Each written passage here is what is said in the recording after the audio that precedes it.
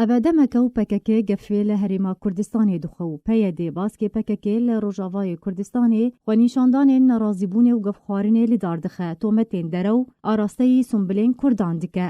پشتی کۆدەوران کەلکان هەفسەرۆکێ کەجەکە گەفا جەنگێ لە هەرێما کوردستانی خوار و گوت ئەوێ شەڕێ خوا لە دژی هەرێما کوردستانی بەرفرەتر بکەن و vê carî şer wê gelek dijwar be. Baskên PKK li Rojavayê Kurdistanê pîlan û fermanên PKK xistina warê bicîkirinê de dest bi proseya şewtandina ofîsên NKS û partiyên bi ser vekirin, bi taybetî ofîsên Partiya Demokrata Kurdistan Sûriya.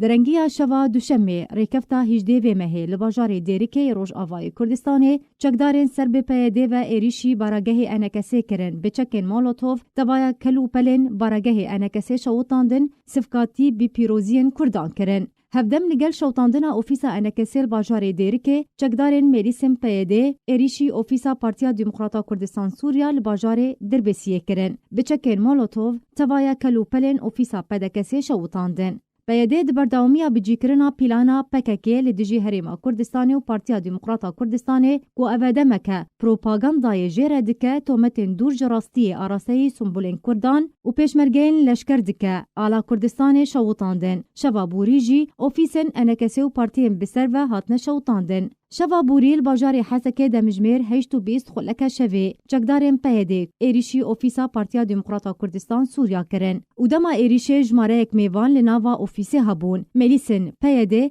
gefa kuştinê li mêvanan kir. Ew ne çar kirin ku ofîsê bi cih bihêlin û piştre bi çekên Molotov ofîs û tevaya kel û pelên di nava wê de hatine şewtandin. Eroha çekdarên PYD hevdem li gel şewtandina ofîsa PDKSê li Hesekê çekdarên ser bi PYD ve careke din êrişî ofîsa Partiya Demokrata Kurdistan Sûriya li Dirbêsiyê kirin bi temamî jî şewitandin. Ziyanên maddî gihandina ofîsê. Li gorî ku NKS ragihandiye Şeva Bûrî çekdarên PYD hewldan ofîsa Partiya Yekîtiya Kurdistan Sûriya li bajarê Amûdê û baragehê NKS li Tirbesipiyê bişewitînin lê di pîlana xwe de bi ser neketin.